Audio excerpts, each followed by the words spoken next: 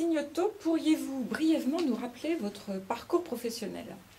Eh bien, disons que je suis un entrepreneur, un banquier d'affaires et un business angel. Alors, je suis un entrepreneur depuis 20 ans, puisque j'ai créé ma société de banque d'affaires à Paris. Et j'ai parallèlement développé des affaires industrielles de services. Il y a deux histoires importantes dans ma carrière à ce sujet. C'est Mécano, la société de jouets, que j'ai vendu en 95, et j'ai aussi participé à la création des éditions de La Martinière, que j'ai vendu ma participation à la famille Chanel en 2000. Donc je dirais que ma formation classique c'était banquier, mais maintenant je considère que c'est entrepreneur mon métier de base. Vous venez de lancer le Women Business Mentoring Initiative, une association dont l'objectif est d'aider les femmes créatrices d'entreprises. Est-ce que vous pouvez nous expliquer en quoi consiste exactement cette association? Alors l'association consiste en programme de mentoring destiné à des femmes entrepreneurs qui ont déjà, dont la société a au moins 3 ans d'existence, sans qu'il y ait de limite sur les 3, ça peut être 10 ans, sans qu'il y ait de limite de temps. Et je dirais que c'est un programme gratuit, hein, ça, je crois qu'il faut insister là-dessus. Et c'est un programme donc voilà, destiné à des femmes, il n'y a pas de limite de taille. Voilà. Il n'y a pas de limite de taille et donc il faut que tous ces chefs d'entreprise osent nous présenter leur dossier, sans faire de sélection dans leur tête avant. Si elles ont un problème, il faut qu'elles puissent nous envoyer leur dossier. Alors, quand vous recevez les dossiers, quels sont vos critères de sélection? Alors, on va essayer, comme elles doivent nous dire dans le dossier leur stratégie et les problèmes qu'elles estiment les plus importants. Évidemment, on va sélectionner, si vous voulez, nous on a une dizaine de mentors. On va faire attention quand même d'avoir les bons mentors. Alors, on a une palette assez large, hein, mais que les problèmes soient bien identifiés, qu'on ait les bons mentors pour répondre à ce programme d'accompagnement. Et on donnera je dirais qu'on traitera chaque dossier de façon approfondie. C'est-à-dire que si on ne les prend pas, on expliquera pourquoi. On expliquera pourquoi, par exemple, ne pas revenir l'année d'après. Parce que je crois qu'il faut... C'est un processus assez délicat où nos mentors doivent correspondre aux mentis et nos mentis aux mentors. Même si je crois qu'on couvre assez large. Donc vous devez réussir le premier mariage en quelque sorte. On doit réussir la première année. On doit, évidemment, il y a une courbe d'expérience. On a beaucoup parlé à des gens qui font des programmes de mentoring en France et dans le monde. Mais c'est vrai, tout à fait. Il faut qu'on réussisse. On n'aura réussi que quand on aura des dossiers, des chefs d'entreprise qui auront vraiment estimé qu'on leur a rendu service et qu'on pourra voilà, l'entendre, le raconter et qu'il y aura un fit entre les mentors et les mentis. Est-ce que c'est une première en France, cette association de mentors qui aide des femmes qui ont des entreprises de plus de 3 ans? Je crois que oui. Je crois que c'est une première en France. D'ailleurs, on l'a voulu complémentaire des autres associations, parce que heureusement, il y a beaucoup d'associations de femmes qui aident, par exemple, les créateurs d'entreprises.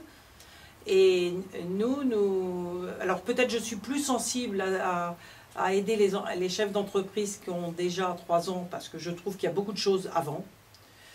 Mais oui, je crois que c'est une première en France. Et d'ailleurs, en programme gratuit, je crois qu'il n'y en a pas autant, tellement dans le monde.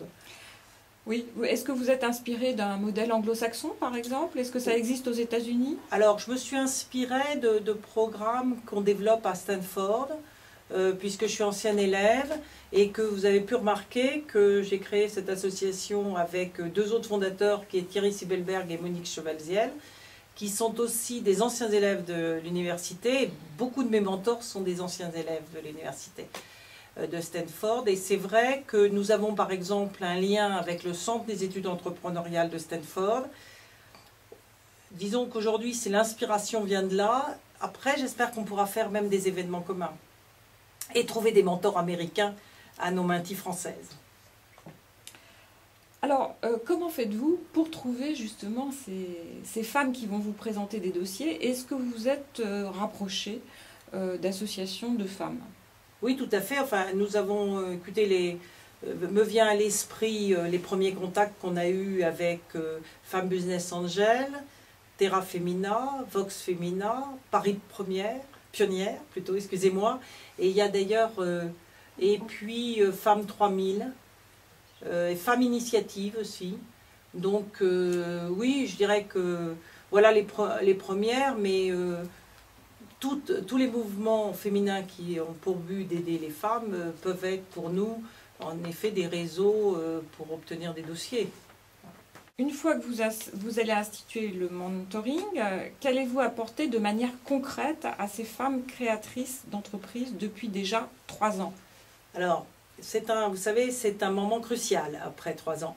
C'est souvent un passage d'étape. On a passé quand même l'épreuve du feu. Hein. On sait qu'on veut rester entrepreneur. On est quelquefois déçu par l'ampleur de son activité.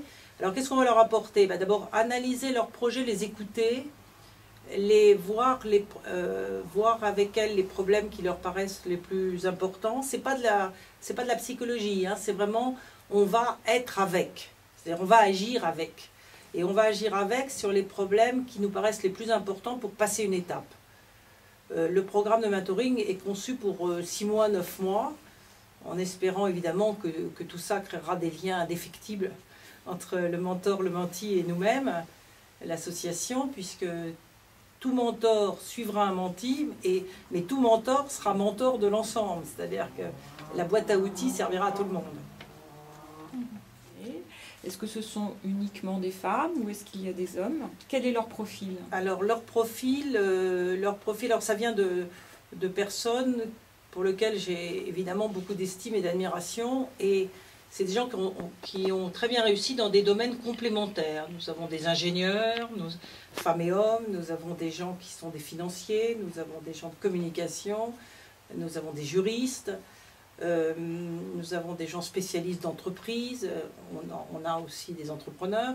Et donc ces gens-là ont été choisis parce que, encore une fois, le parcours, je le trouvais formidable, et qu'ils ont eu la grande générosité de dire oui. Ce qui m'a interpellée et qui m'a obligée à continuer dans ce projet. Voilà. Et bien entendu, c'est des hommes et des femmes, mais parce que le monde est fait comme ça et que c'est nécessaire que ce soit des hommes et des femmes. Est-ce que d'ores et déjà, vous pouvez nous citer quelques noms? Oui, bien entendu, je peux vous les citer tous.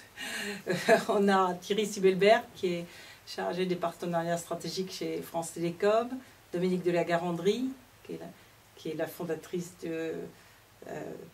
du cabinet La Garandrie et ancien bâtonnier.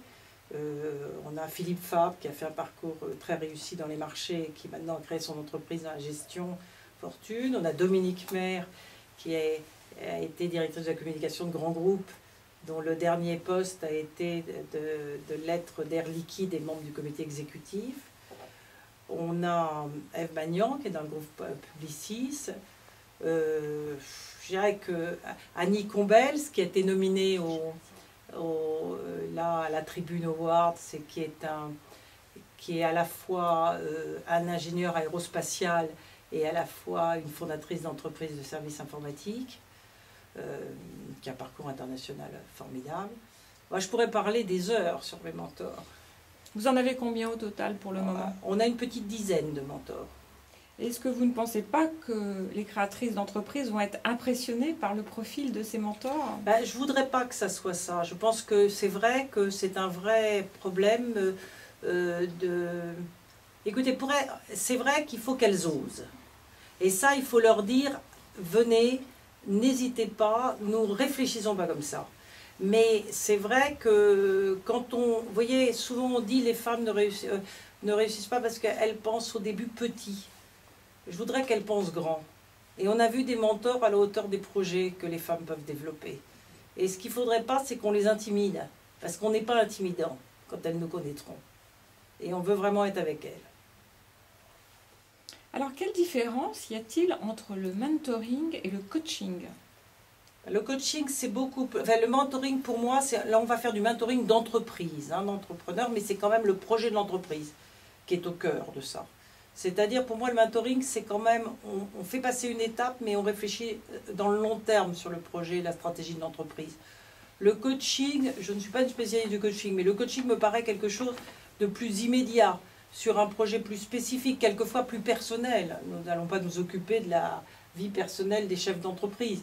Bien entendu que l'aspect motivation est important, mais le coaching me paraît quelque chose avec un but très déterminé et dans un délai court.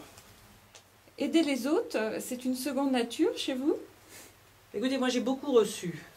J'ai eu la chance de réussir ce que j'ai fait, ce qui est quand même la chance aussi. Et j'ai été beaucoup aidée par des gens de façon informelle. J'ai eu des mentors qui étaient plutôt des hommes.